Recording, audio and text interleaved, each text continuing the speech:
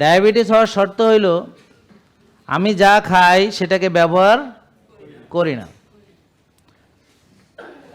এছাড়া এটা হইতে পারে না, এটা অসম্ভব। কিভাবে হবে? আপনার সেলে যদি চর্বি জমানো না থাকে তাহলে হবে কি করে? আমরা টাইপ 2 নিয়ে কথা বলছি, বুঝতে পারছেন? তাহলে এর বাইরে যারা কথা বলবে ওরা মিশা কথা কয়, মিশা কথা কয়। মানে সে আসলে যা খায় মানে অতটা সে বার্ন করে না।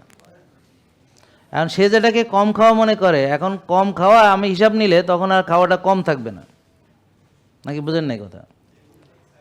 বুঝতে পারছেন? কারণ কি, সে মনে করে আমি তো কম খাই, তা আমি বললাম যে আপনি এই খাবার খাবেন, কয় কি এটা কি আমি খাওয়ার আগে খাবো না খাওয়ার পরে খাবো? ব্যাপারটা বুঝছেন নাকি বুঝেন নাই কথা?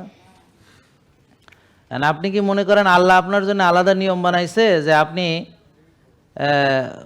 কোষে চর্বি জমে নাই কিন্তু তবুও আপনার ডায়াবেটিস হয়ে গেল?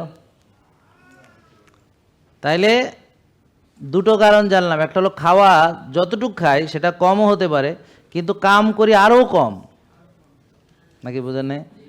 মানে শরীরকে সেটা ব্যবহার করি না। তা এখন 60 বছর ধরে আমি যদি একটু একটু করে জমাইতে থাকি তাহলে 60 বছর পরে আমার ডায়াবেটিস হবে।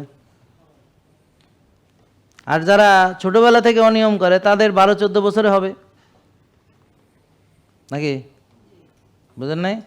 দেখেন এক ফোঁটা করে পানি পড়তেছে একটা পাথরের পরে, বহু বছর পরে দেখলো পাথর ছিদ্র হয়ে গেছে, জানেন কি না? তো যারা একটু একটু করে খায় বহু বছর, কি খায়? ভাত। কি খায়? ভাত, চিনি খায়। তো ডায়াবেটিস হয়েছে কত বছর ওনার? ধরা পড়ছে কত বছর? তো 15 বছর ধরে চিনি খায়। কি খায়? ভাত খায়। তো চিনি বেশি, সে চিনি খায়, তো চিনি ভালো হবে জীবনে? না। জেকে লাইফস্টাইল লিমিটেড, ওষুধ মুক্ত সুস্থ জীবন।